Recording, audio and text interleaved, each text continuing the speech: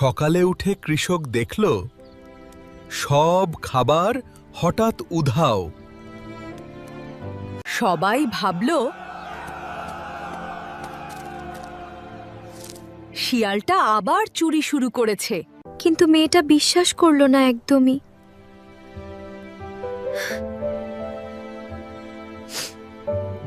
সে চুপি চুপি শিয়ালটার পেছনে যেতে শুরু করলো। হঠাৎ সে দেখল এক বৃদ্ধ মানুষ ক্ষুধায় কাঁপছে। শিয়ালটা চুরি করা খাবার বৃদ্ধ মানুষটাকে দিয়ে দিল।